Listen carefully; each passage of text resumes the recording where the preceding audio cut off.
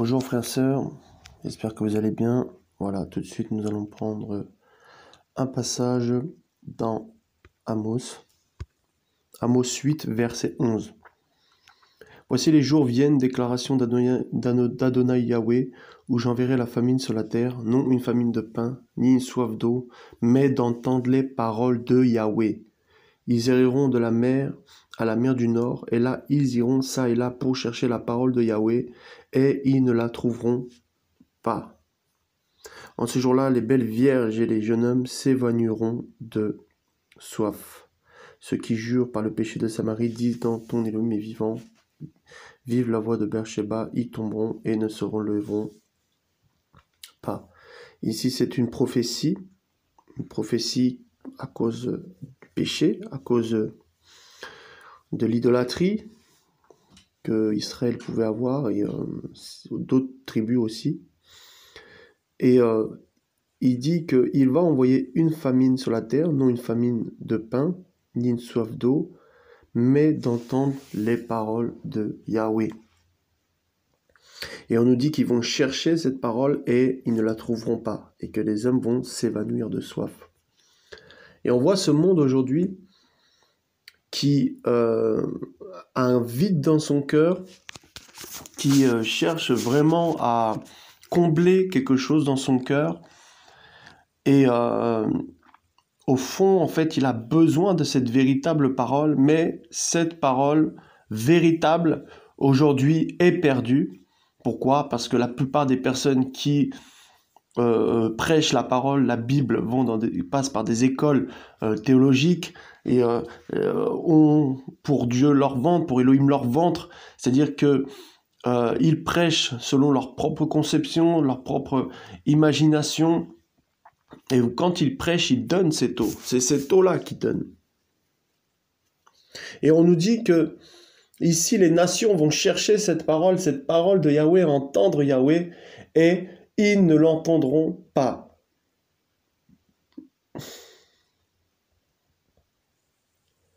Et on nous dit que même ces vierges-là et les jeunes hommes s'évanouiront de soif.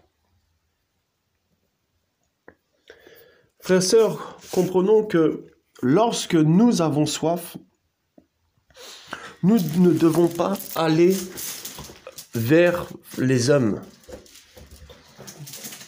Bien qu'on peut être enseigné par un homme, par une femme, bien qu'on peut être béni par un homme, par une femme, quand nous avons soif, nous devons aller voir celui qui donne cette eau. Je dirais même l'eau lui-même. Voyez ? Et le problème, c'est qu'aujourd'hui, quand les hommes, ils ont soif, quand, voilà, un frère, une sœur a soif, il va à l'assemblée, il va à une réunion, mais chez lui, il ne s'abreuve pas de cette parole. Il s'abreuve quand il sort, mais il ne s'abreuve pas chez lui. Vous imaginez si, même par exemple de l'eau physique, pendant toute la semaine, vous ne buvez pas d'eau, la véritable eau physique, et même si le dimanche vous allez boire de l'eau, comment vous allez vous sentir toute la semaine ? Vous allez être fatigué, vous allez être épuisé, parce que en fait, vous n'avez pas bu cette eau chez vous. Voyez ? Donc, comprenons que ici, c'est un jugement du Seigneur.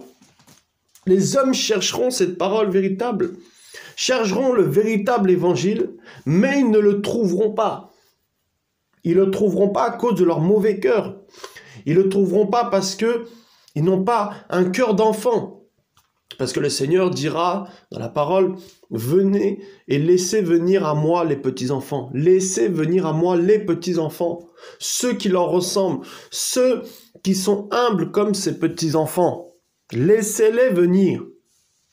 Car c'est à eux qu'est donné le mystère du royaume, c'est à eux qu'est donné la révélation.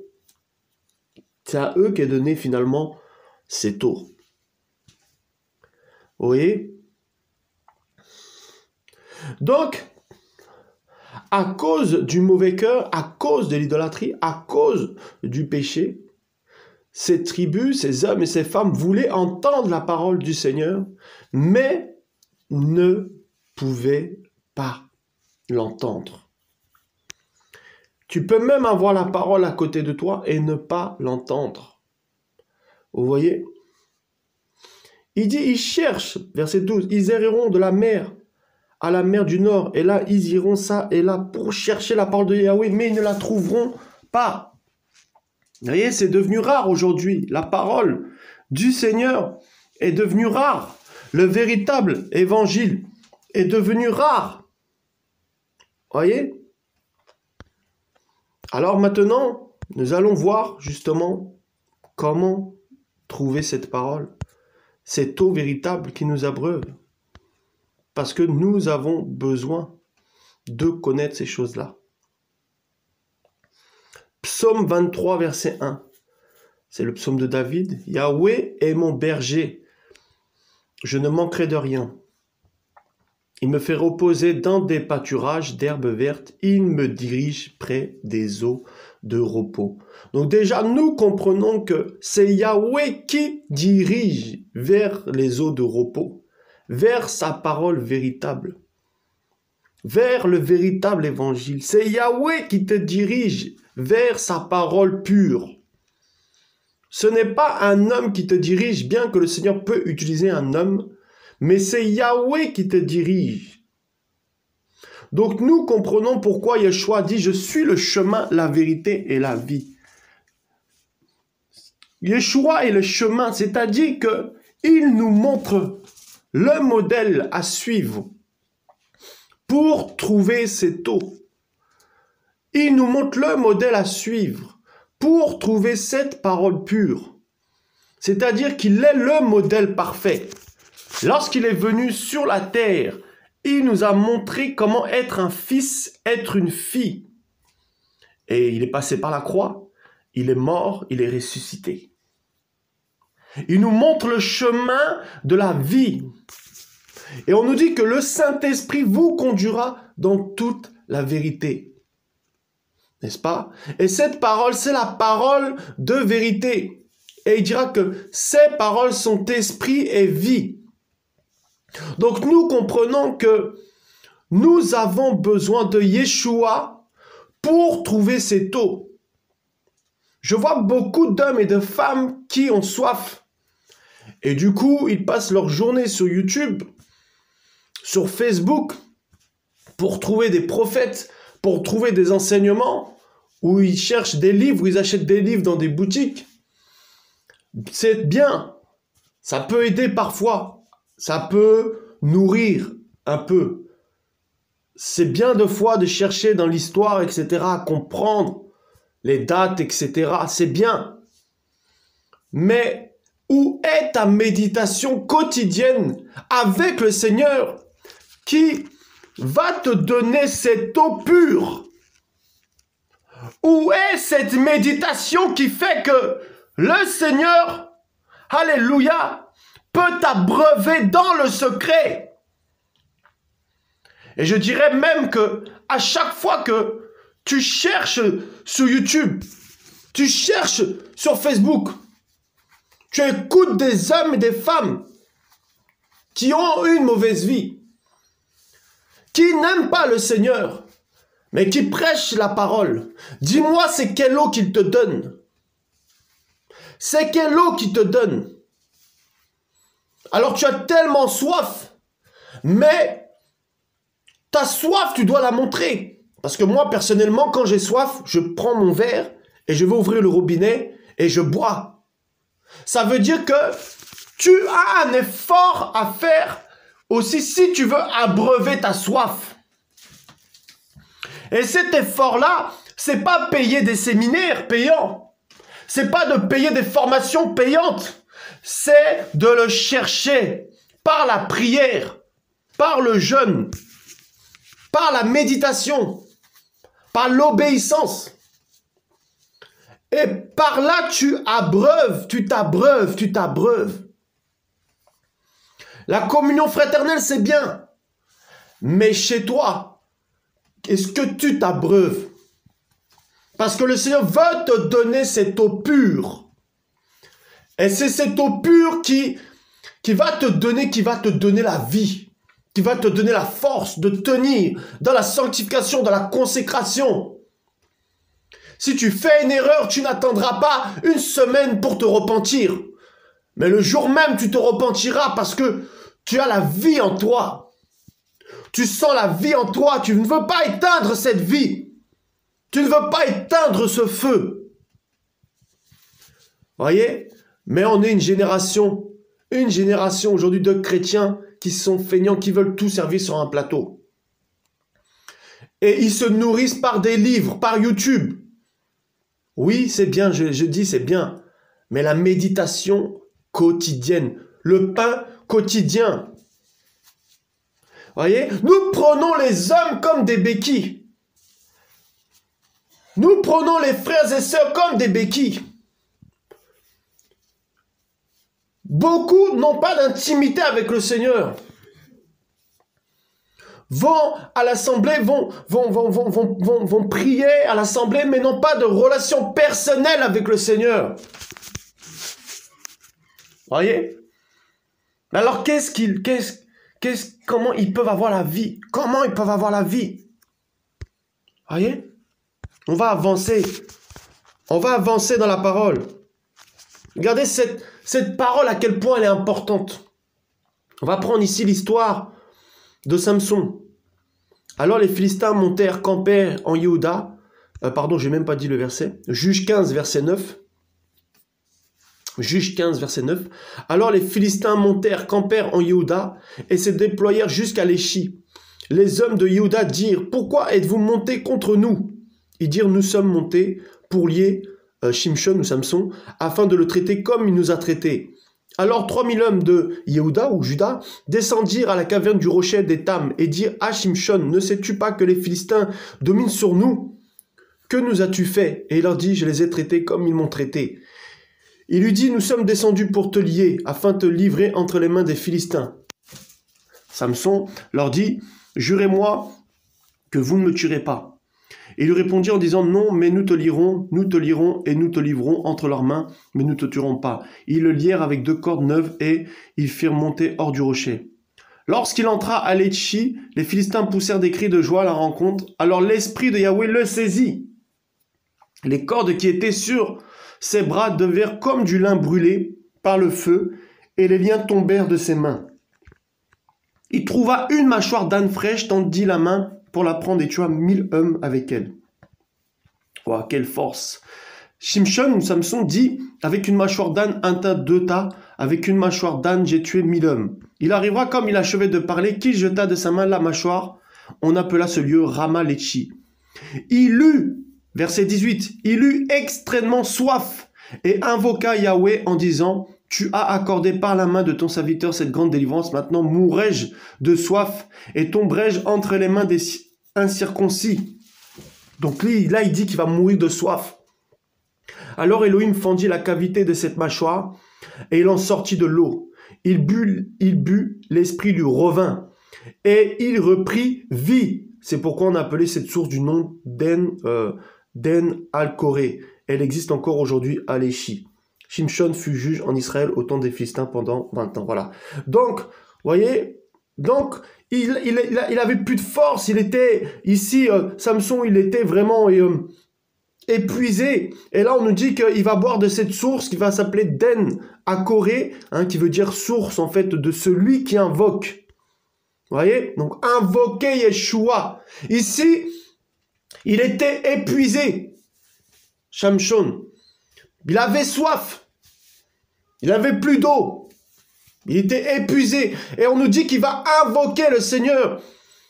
Et quand il va invoquer le Seigneur, il va avoir comme cette cavité dans cette mâchoire et il va en sortir de l'eau. Voyez? Et quand on nous dit, quand il but, l'esprit lui revint et il reprit vie. Cette méditation quotidienne que tu as chaque jour, fais en sorte que l'esprit, le Saint-Esprit en toi a la vie, que ton esprit a la vie. Fais en sorte que tu aies la vie de l'esprit. quand tu es épuisé, quand tu es fatigué, tu ne peux pas te restaurer avec des vidéos YouTube.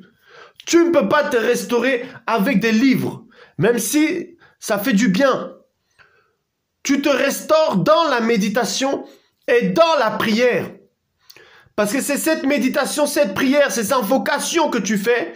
Là, le Seigneur fait sortir cette eau et il te purifie, il te sanctifie, il te fortifie et il te donne la force. Voyez? Ici, il ne s'appuyait plus sur sa force, Samson. Il avait soif. Il allait mourir même assoiffé. Peut-être aujourd'hui, tu es dans cet état. Tu es assoiffé. Tu sens, t'es comme dans un désert, tu souffres. Et tu te dis, mais où trouverais-je cette eau-là? J'ai l'impression que à chaque fois je vois de l'eau, là, c'est des mirages. Que c'est pas de l'eau véritable. Et tu es là dans ce désert, avec des scorpions brûlants. Tu es là, et tu te dis, mais comment faire? J'ai tellement soif. Je me sens tellement vide. Et le Seigneur dit, c'est moi la source, c'est moi. C'est lui qu'il faut invoquer. C'est lui qui va te donner cette eau. Même si un frère parle et prie pour toi, pour que tu sois rempli, c'est Yeshua qui te remplit. C'est Yeshua qui donne cette eau. Voyez? Passons davantage du temps dans la méditation avec le Seigneur que faire des recherches sur YouTube ou faire des recherches sur Facebook ou à écouter des prophètes ici et là. Parce que le Seigneur a des choses à te confier. Il a des choses à te donner personnelles pour ta marche, pour ton avancement avec lui, pour ta croissance. Il a des choses personnelles à te donner. Et il ne peut pas te les donner si tu cherches toujours tes réponses ou les solutions auprès des hommes. Ici, il n'a pas demandé à un homme de lui donner de l'eau, Samson. Il n'a pas demandé à un garde ou quelqu'un. Parce que logiquement, on devait bien le traiter, on ne devait pas le tuer. Il a demandé au Seigneur. Il a demandé à Yahweh. Voyez? Il faut que nous cassons cette conception de toujours vouloir en fait aller se recharger chez les autres. Se recharger dans les assemblées, se recharger avec une vidéo YouTube, se recharger avec un livre. Nous devons nous recharger davantage avec la parole elle-même, la parole. Parce que si tu te recharges avec un livre et qu'il y a des hérésies dans ce livre-là, si tu ne médites pas la véritable parole, tu ne verras pas ces hérésies. Donc le fait de méditer la véritable parole t'empêche de tomber dans les pièges du diable, dans les fausses doctrines. Parce qu'aujourd'hui, on voit des chrétiens qui sont nourris par les pasteurs. Et des pasteurs qui racontent n'importe quoi, qui prennent des versets hors contexte. Et les chrétiens les suivent. Ils disent, ah ouais, ça c'est la parole, vas-y, prêche papa, vas-y, prêche papa. Ah, ça c'est la parole. Parce qu'on vous dit que vous allez être champion. Parce qu'on vous dit que vous allez être grand. Parce qu'on vous dit que vous allez avoir une maison. Parce qu'on vous dit que vous allez avoir le travail. Le mariage, et vous êtes content. Mais qu'est-ce que le Seigneur réellement a réservé pour toi? Voyez? C'est plus le Saint-Esprit aujourd'hui qui guide les chrétiens. Aujourd'hui, c'est les hommes. Des hommes et des femmes qui, pour la plupart, ne sont pas établis par le Seigneur, qui guident la vie des chrétiens, qui leur dictent comment marcher. On leur dit, donnez la dîme et vous serez bénis. Ben, les chrétiens font ça. Pourquoi? Parce qu'il y a plus cette eau-là. Et parce que comme ils ont la démangeaison d'entendre des choses agréables à leurs oreilles, il y a une puissance d'égarement que le Seigneur envoie. Et ils ne peuvent pas entendre la véritable parole. C'est un jugement. Et si la véritable parole vient, ils n'écouteront pas. Ils la rejetteront en t'accusant de tous les noms. C'est le jugement. Le Seigneur envoie un esprit d'égarement. Un esprit qui n'a plus le discernement. Qui fait en sorte que l'homme, n'a plus de discernement. Voyez? À force d'être dépendant des hommes, on peut se perdre. Parce que le jour où l'homme là se perd, mais tu te perds avec lui. C'est pourquoi, si je vois un frère ou une sœur qui se perd autour de moi, je préfère suivre le Seigneur. Parce que je ne veux pas me perdre avec lui. Et pas de sentiment. Séparation. Parce que nous ne voulons pas nous perdre. Voyez? Ah non, mais lui, je le connais depuis longtemps. J'ai l'habitude de partager avec lui. Oui, mais est-ce qu'il est encore dans la parole? Est-ce qu'il est encore dans la vérité? Est-ce qu'il est encore avec le Seigneur? Et si tu n'as pas cette relation personnelle, le Seigneur ne peut même pas te communiquer l'état d'âme de cette personne avec qui tu partages. Et là, tu meurs. Tu meurs spirituellement. Voyez? L'eau, c'est Yeshua, cette eau-là que nous avons besoin. Voyez? Tellement soif. Voyez? Et cette eau est donnée gratuitement. Cette parole est donnée gratuitement. Si on vous fait payer des formations bibliques, ce n'est pas gratuit. C'est pas normal. Si on vous vend des livres, ce n'est pas normal. Si un frère te dit « achète mon livre », ce n'est pas normal. Regardez Apocalypse 22 à partir du verset 17. Et l'esprit et l'épouse disent « viens ». Et que celui qui entend dise « viens ». Et que celui qui a soif vienne. Et que celui qui veut de l'eau de la vie en prenne gratuitement. Ils prennent de la vie, la prennent gratuitement. Je répète, gratuitement. Il dit celui qui veut de l'eau, qui en prenne gratuitement. La seule chose que ça te coûte, et je dirais que c'est une bonne chose parce que la Bible dit rachetez les temps parce que les temps sont mauvais, c'est ton temps. La seule chose que tu donnes, c'est ton temps. Et le Seigneur te donne cette eau gratuitement. Alléluia. Donc on ne vous ment plus en vous disant qu'il faut payer des formations, qu'il faut acheter tel livre. Voyez, qu'on ne vous mente plus. L'évangile doit être gratuit. Voyez, il doit être donné gratuit. Regardez, Jean 6, verset 35. Et Yeshua leur dit, « Moi, je suis le pain de vie. Celui qui vient en moi n'aura jamais faim, et celui qui croit en moi n'aura jamais soif. » Croire.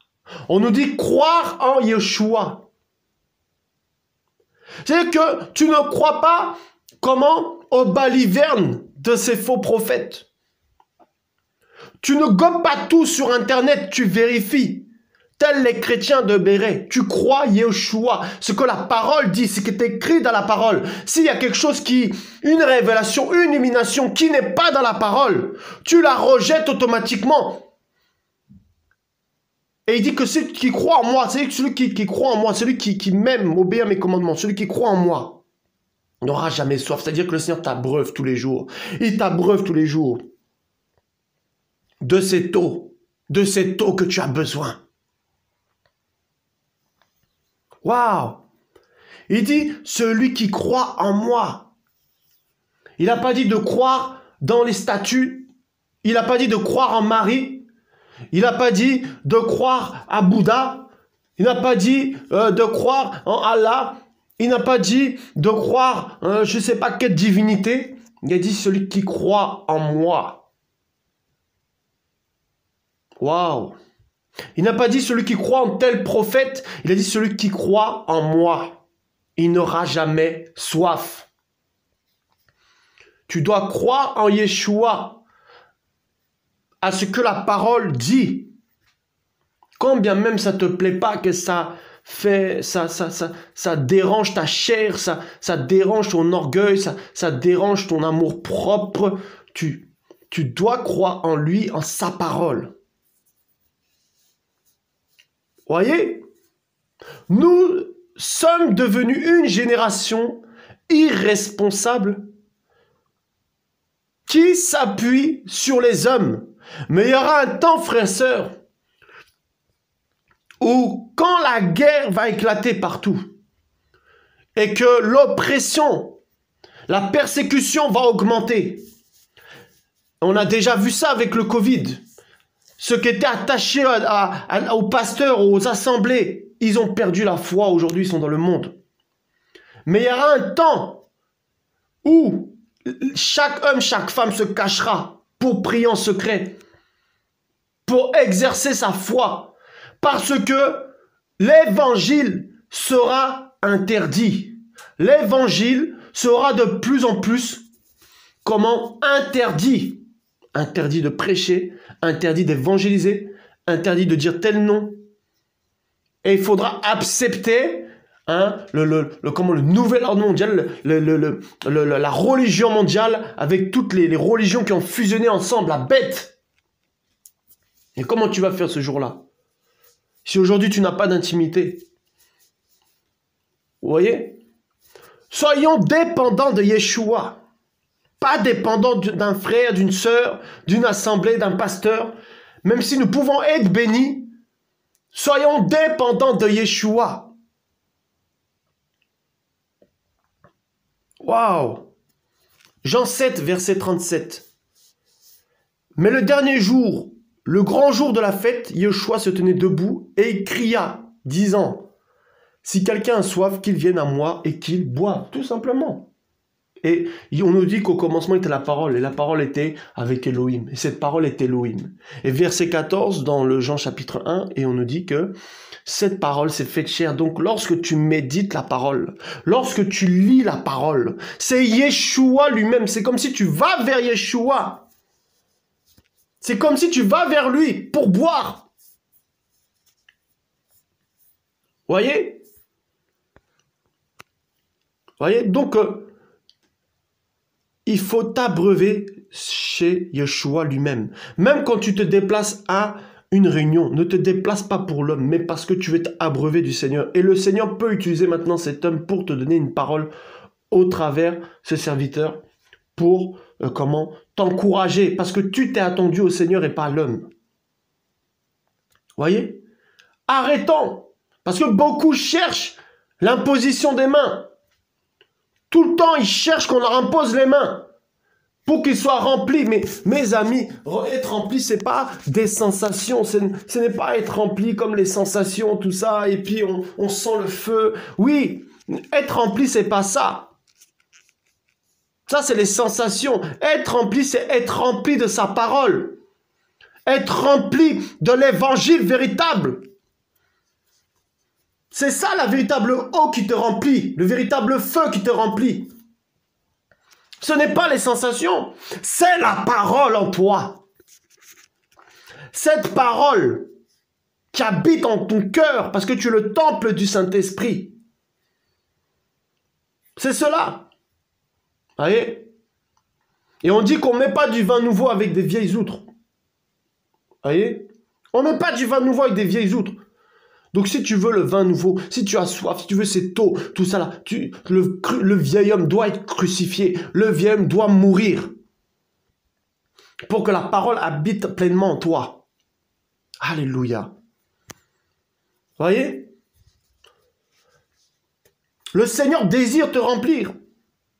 Mais c'est pas je te remplis, c'est juste je prie pour toi et tu sens le feu, tu as des sensations. Non, parce que d'ailleurs, même lorsque nous sommes remplis comme ça, c'est parce que au préalable, nous avons entendu la parole. Au préalable, nous avons médité. Au préalable, nous avons reçu un message du Seigneur qui nous a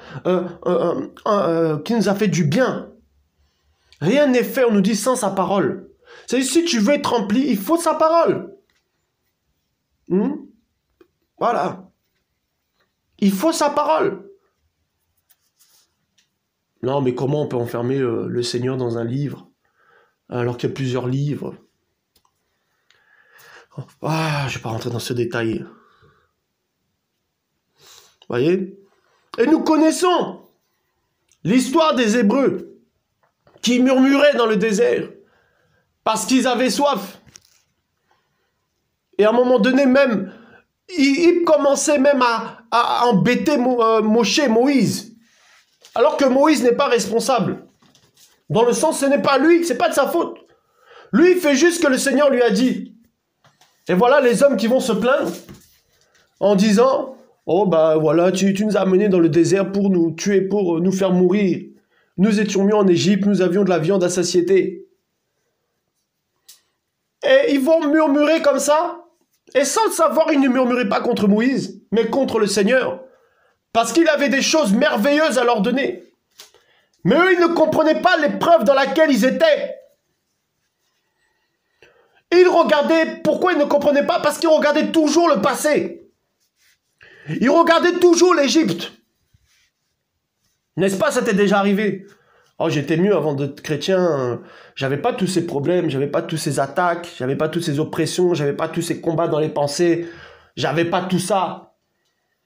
N'est-ce pas, ça t'est déjà arrivé? Et ça t'arrivera encore.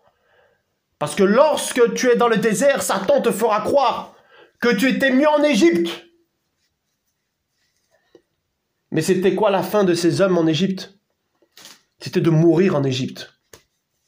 Et c'est quoi la fin de ces hommes dans le désert? C'était d'aller à Canaan, c'était d'être au royaume. Parce que le Canaan est une image du royaume. Ils avaient soif. Ils étaient éprouvés. Il a mis leur cœur pour voir leur cœur. Si oui ou non, ils continueraient à le suivre. Le Seigneur peut permettre à ce que tu aies soif, à ce que tu aies faim, pour voir ce qu'il y a dans ton cœur. Il peut permettre à ce que tu médites comme ça pendant des mois et des mois, il n'y a rien, pas de révélation, pas d'illumination du Saint-Esprit. Tu as l'impression que tu n'apprends rien. Et là, il te regarde. Mon fils, est-ce que tu vas continuer à persévérer? Ma fille, est-ce que tu vas continuer à persévérer? Est-ce que tu vas continuer à méditer? Est-ce que tu vas continuer à prier? Il te laisse un vide comme ça. C'est comme si tu marches dans un désert. Il n'y a rien. Pas de songe, pas de vision, pas de révélation. Tu sens même pas la présence du Seigneur. Tu as l'impression que le Seigneur t'a abandonné. Et il y a Satan qui vient qui te dit, regarde, t'étais mieux en Égypte. Regarde, t'étais mieux là-bas. T'étais nourri. Mais nourri de quoi? Nourri de l'Égypte? Nourri par le monde? Et le monde n'abreuve pas. Voilà pourquoi des hommes et des femmes souffrent. Ils ont l'argent, mais ils souffrent. Et les gens qui s'approchent d'eux ne sont que là pour leur argent. Les stars ne sont pas libres de leur mouvement. Ils sont esclaves. Esclaves de l'Égypte. Esclaves du monde. Et ils se disent comment je vais sortir de là. Et ils cherchent cette eau. Cette parole qui pourrait les sauver. Mais c'est trop tard. Parce que pour certains, ils ont fait des pactes, des choses comme ça. Et comme ils savent qu'ils sont perdus, ils vont faire en sorte que les autres se perdent avec eux. Voyez? C'est que lorsque les Hébreux sont sortis d'Égypte, ils avaient d'autres motivations. Leur motivation, c'était « je vais être mieux ». Oh, je vais être mieux qu'en Égypte. Je vais être mieux, donc enfin je serai libre. Parce qu'ils avaient une conception de la liberté, c'était de sortir de l'Égypte. C'était ça leur conception. Or, la vraie liberté, c'était d'arriver à Canaan. Sortir du monde est une chose, et ne plus pratiquer les choses du monde en est une autre. Ils sont sortis de l'Égypte, mais ils ont continué à pratiquer les choses de l'Égypte. Ils ont construit ce veau d'or.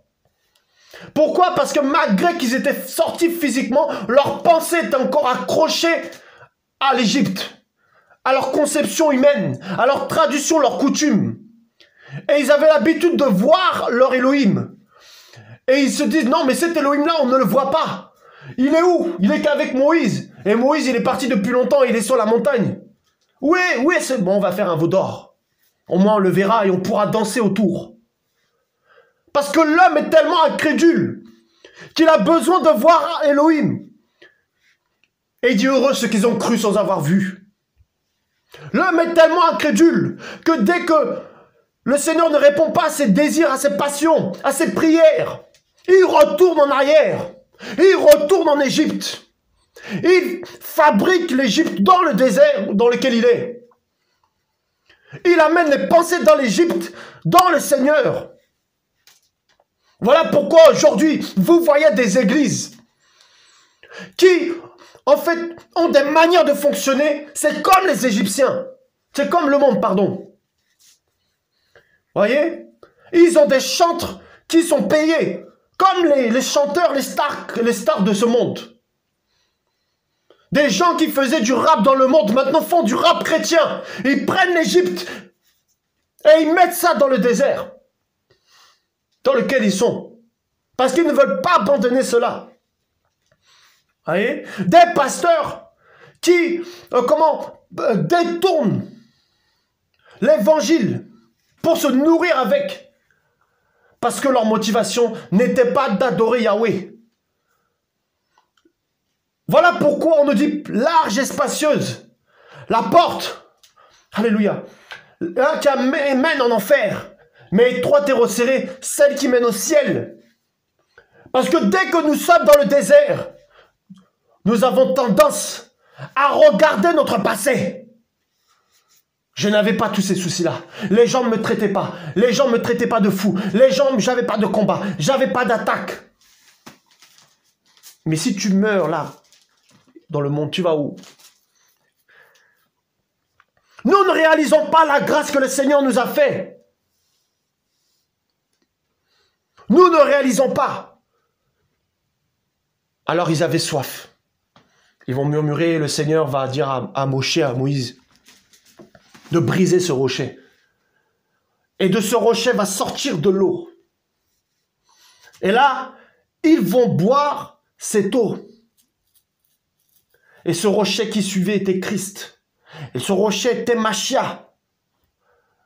Yeshua était brisé à la croix pour te donner cette eau. C'était prophétique.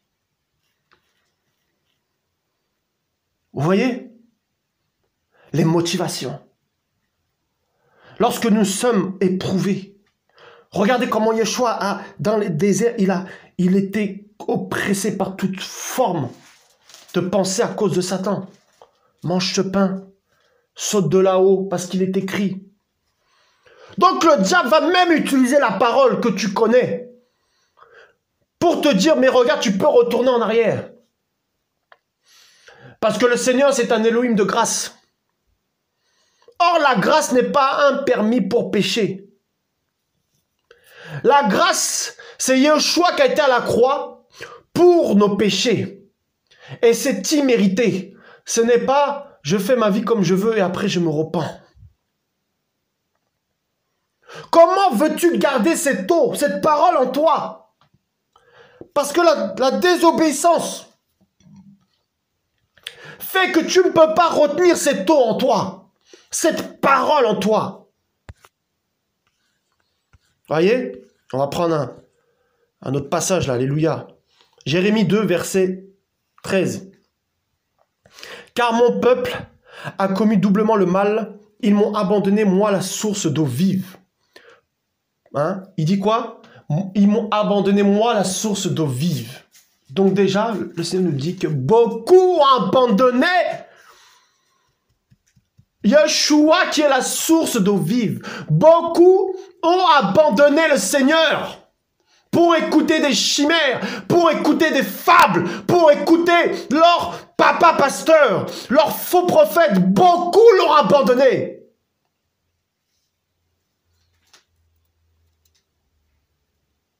Oh Yeshua, beaucoup ne veulent pas passer par la croix. Il dit quoi? Pour se creuser des citernes crevassées qui ne peuvent pas retenir l'eau.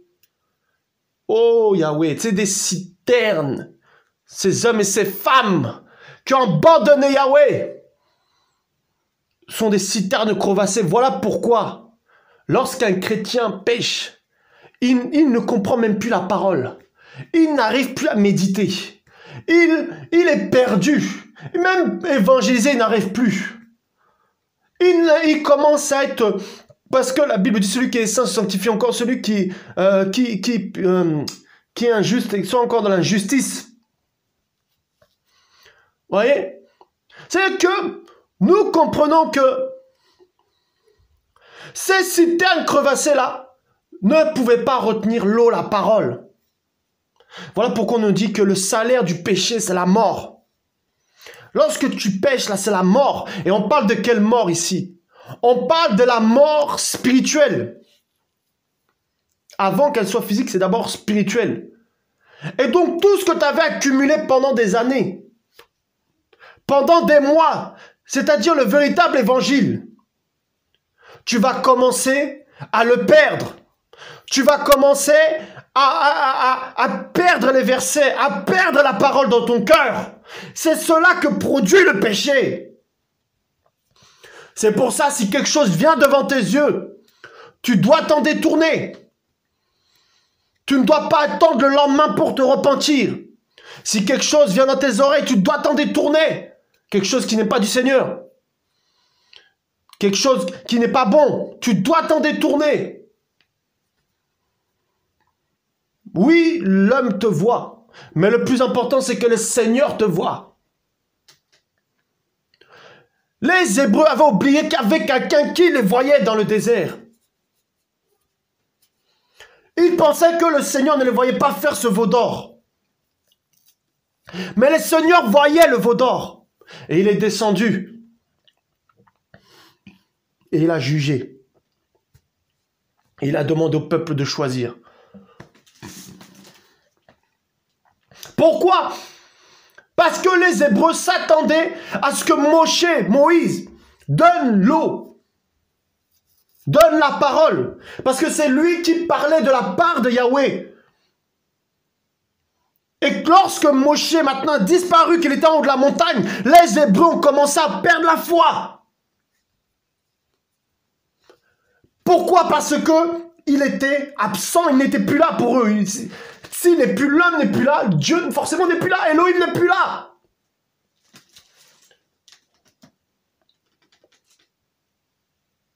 Si ton pasteur part demain, meurt demain, tu fais comment? Ça veut dire le Seigneur n'est plus là?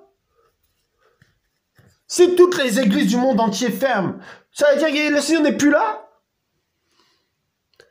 Ils étaient attachés à Moshe, au point que ça devient comme leur Elohim. Et maintenant, quand il part, ils ont perdu espoir. Et il n'y avait plus de conducteur quelque part. Parce qu'ils étaient conduits plus par l'homme que par le Seigneur lui-même, c'est-à-dire les paroles que Moïse avait données. Et bien forcément, ils ont commencé à dévier. Ils ont commencé à dévier. Parce que Moïse n'était plus là physiquement, mais il était en haut, en train de recevoir les commandements du Seigneur. Voyez? Quelle attitude tu as dans le désert? Si tu te rappelles, si tu te rappelles de ton passé, ne compare pas les mauvais moments d'aujourd'hui tu vis avec les choses meilleures peut-être que tu vivais hier, parce que c'est une illusion. Parce que on nous dit que la souffrance que nous vivons n'est rien comparé à la gloire à venir. Ne regarde pas le désert, regarde Canaan. Ne regarde pas la souffrance dans laquelle tu es, regarde le ciel. Regarde le royaume des cieux.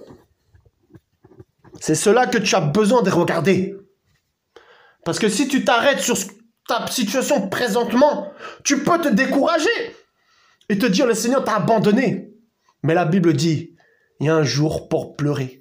Et il y a un jour pour rire. Peut-être qu'aujourd'hui tu pleures, peut-être aujourd'hui tu souffres, peut-être aujourd'hui tu es dans la compréhension, mais laisse-moi te dire que demain tu vas rire, demain tu seras dans la joie, tu n'auras plus de tristesse ni larmes, parce que tu seras avec le soleil de justice, parce que tu seras éclairé par sa lumière, parce que tu seras au royaume des cieux, parce que tu seras abreuvé chaque jour par lui, alléluia, au royaume des cieux, par l'eau de la vie, alléluia, ton corps sera transformé. Tu vivras la transformation. Alléluia. Oh Père, tu seras ni homme ni femme. Tu seras éclatant de gloire. Tu seras tel Yeshua Mashiach. Et là, tu te rappelleras et tu te diras, je n'ai pas souffert pour rien.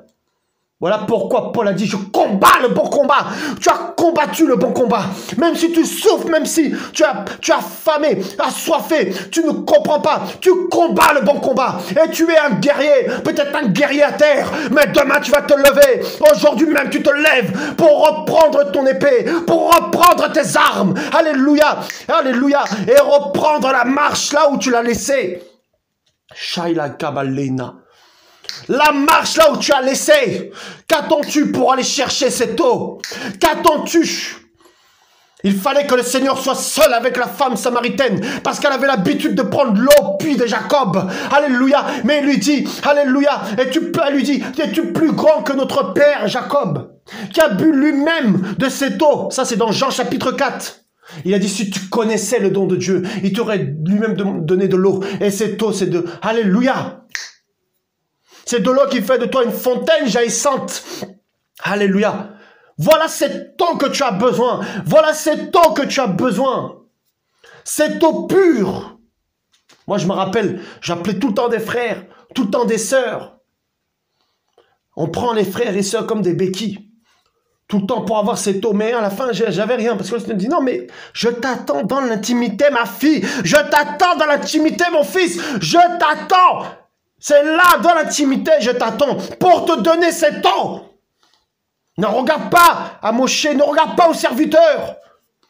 J'ai juste laissé des commandements au travers de lui. Et même si tu es dans le désert, tu souffres, tu ne dois pas faire de veau d'or. Tu ne dois pas te détourner. Tu ne dois pas regarder en arrière. Tu ne dois pas murmurer. Car je sais ce que je fais. Je sais pourquoi je t'ai mis là. Je sais pourquoi je te fais souffrir comme ça. Je sais, je suis en train de te façonner. Je te prépare pour le royaume des cieux. Et je veux t'abreuver. Moi-même, j'ai de l'eau à te donner. J'ai des choses à te donner. J'ai des mystères à te révéler. J'ai ma personne à te révéler. J'ai des choses à te donner. Oh, leitakabalena. Que celui qui veut de l'eau vienne. Que celui qui veut de l'eau vienne.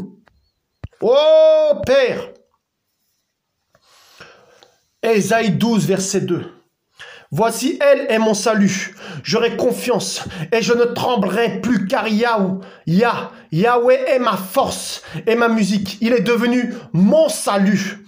Vous puiserez de l'eau. Vous puiserez de l'eau avec joie aux sources du salut. C'est cette eau qui te donne. C'est le salut.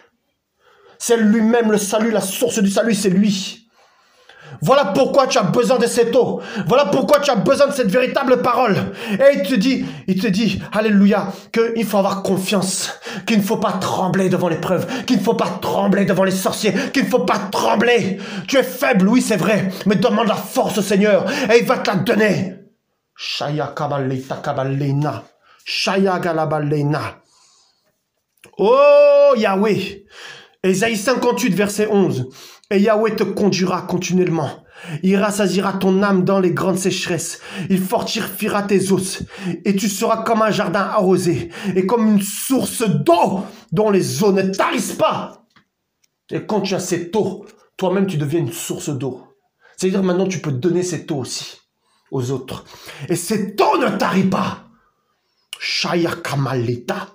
Cette eau abreuve le peuple du Seigneur. Et le peuple est fortifié. Et le peuple est debout. Oh Yahweh. Cette eau ne peut pas être tarissable parce que Yeshua est incorruptible. Cette parole est incorruptible. Là où il y a écrit oui, c'est oui. Là où il y a écrit non, c'est non. C'est là, cette parole qui est incorruptible. Voilà pourquoi il te faut Yeshua davantage, de creuser ton intimité avec lui. Oh Yahweh, l'eau, Yeshua, l'eau dont tu as besoin. Maintenant tu sais que tu dois. Il dit, celui qui cherche, il trouve. Celui qui frappe, il ouvre. Il t'a pas dit de chercher des vidéos YouTube. Il t'a pas dit de frapper à une église. Il t'a dit, cherche-lui. Il faut que tu cherches le Seigneur chez toi dans l'intimité. Et le feu du Saint-Esprit, alléluia, va te saisir. Et tu seras étonné Comment le Seigneur te purifie, te lave. Il nettoie tes entrailles avec cette eau. Oui, parce que l'Holocauste qui était brûlé, l'Holocauste, l'autel qui représente la croix, et le feu on devait consumer cet Holocauste, mais avant qu'il soit consumé, on devait laver les entrailles de cet Holocauste avec de l'eau. Et ensuite, il était consumé, et c'était agréable au Seigneur, et il sentait cette odeur.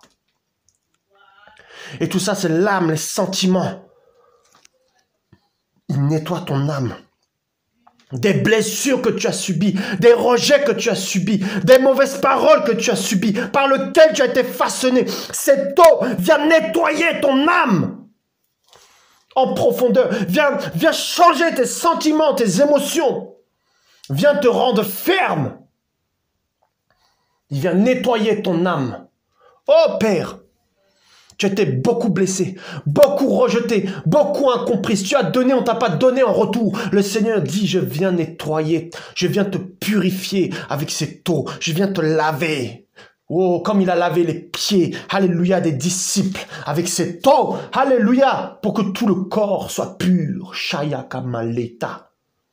Oh oui, parce que les pieds, ça prenait la poussière, donc il fallait les laver. Quelle humilité, alléluia. C'est que pour te laver, le Seigneur pour laver les pieds, il s'est mis à genoux pour laver les pieds. Alléluia, le Seigneur pour te laver, il est venu sur la terre, il s'est fait homme, il n'a pas regardé à son apparence, il a été à la croix et on l'a planté.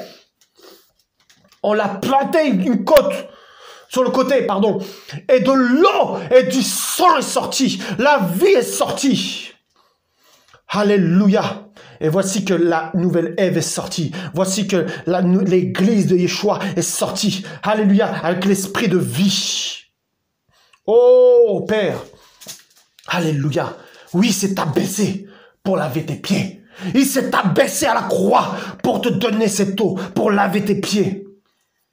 Oh, Laïtakabalena. Non seulement tu as besoin de cette eau pour ta vie, mais tu as besoin de cette eau, alléluia, pour ton entourage. Parce qu'il y a des hommes et des femmes qui meurent de soif autour de toi. Et si toi-même, tu n'as pas d'eau, tu vas leur donner quoi? Imagine, tu invites quelqu'un chez toi, tu n'as plus d'eau, parce que tu n'as pas payé l'électricité.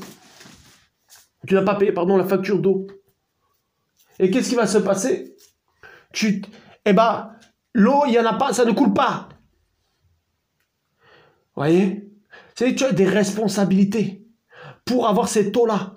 Parce que si un inconnu, quelqu'un vient vers toi pour avoir cette eau-là, si ton eau est coupée, tu vas donner quoi? Tu as reçu cette eau pure, tu as reçu cette parole pure. Mais voilà déjà que tu commences déjà à boire une autre eau, une eau de chicha, une eau sale. Voilà que tu commences à boire une autre eau, une eau qui ne bénit pas. Oh Yahweh, tu pleures devant des louanges, des prédications, mais c'est des émotions, c'est pas la véritable eau. Aujourd'hui, le Seigneur veut t'abreuver de cette eau qui nettoie. Cette eau qui purifie, cette eau qui sanctifie, cette eau qui lave. La Bible dit, soyez lavés par l'eau, le bain d'eau de la parole, dans Éphésiens. Soyez nettoyés par le bain d'eau de la parole. Et Yeshua te dit, je suis cette source. Je suis cette source que tu recherches. Je suis cette eau vive. Et il dit qu'il fait de toi une fontaine jaillissante. Alléluia, jusqu'à dans la vie éternelle. Oh, et tout le monde pourra se servir facilement de cette eau que tu as reçue, cette parole que tu as reçue. Sois responsable et va toi-même à la source de ton salut. Va toi-même à la source d'eau vive. Alléluia. Et ne pêche plus pour pouvoir retenir cette eau et ne pas être une citerne crevassée. Alléluia. Parce que les nations veulent entendre cette parole. Mais le Seigneur dit, il dit qu'il y a un jugement où les hommes voudront entendre ces paroles, ils ne l'entendront pas. Oui, parce que la Bible dit, beaucoup d'appelés, mais très peu d'élus. Le Seigneur donne cette parole à tout le monde. Mais il y en a qui disent qu'ils ont les oreilles pour entendre, mais ils n'entendent pas. Ils ont des yeux pour voir, mais ils ne voient pas.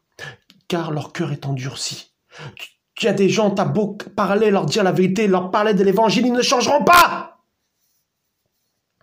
Parce que l'eau n'est pas pour n'importe qui. L'eau, cette eau de Yeshua, est pour l'épouse du Mashiach. Il dit, on ne donne pas les perles au pourceau. Et ces perles, c'est cette eau, cette parole pure. Dispose ton cœur, humilie-toi. Dis, Seigneur, je dispose mon cœur pour recevoir cette eau, cette parole. Dis, Seigneur, enseigne-moi comme jamais. Parle-moi comme jamais. Révèle-toi à moi comme jamais. Enseigne-moi l'intimité, la profondeur. Je ne veux pas être dans l'hypocrisie. C'est-à-dire être grand devant les hommes, mais petit et ne pas être enraciné. Car je veux être enraciné, Seigneur, dans ta parole. Même si les hommes me voient petit, je préfère être caché, enraciné, que paraître être grand et finalement être petit. Oh Père, alléluia. Nous allons prendre un dernier verset. Un dernier verset. Un dernier verset. Heureux l'homme qui ne marche pas selon le conseil des méchants, qui ne s'arrête pas sur la voie des pécheurs et qui ne s'assit pas dans l'assemblée des moqueurs, mais qui prend plaisir dans la Torah de Yahweh et qui médite sa Torah jour et nuit. Il est comme un arbre planté près des ruisseaux d'eau qui rend son fruit en sa saison et dont le feuillage ne se flétrit pas. Tout ce qu'il fait est réussi. Il n'en est pas ainsi du méchant, il est comme la balle que le vent chasse au loin. Tu es comme un arbre planté près des ruisseaux d'eau, parce que la Bible dit, tu médites sa parole jour et nuit. Et la parole dira aussi, je médite ta loi dans mon cœur chaque jour pour ne pas pécher contre toi. Le fait de méditer t'empêchera, te donnera la force de résister à la tentation. Et du coup, tu seras comme un arbre planté près du ruisseau d'eau. Et ce fruit que le Seigneur recherche, les fruits de Galates 5, 25, les fruits de la justice, les fruits de l'amour, les fruits de la patience, de la tempérance, tous ces fruits-là, alléluia, oh, tu les auras. Alléluia, tous ces fruits-là. Oh, alléluia, l'espérance, tu les auras parce que tu es comme un arbre planté près des ruisseaux d'eau. Alléluia, alléluia. Soyez bénis, soyez encouragés. N'abandonnez jamais votre marche.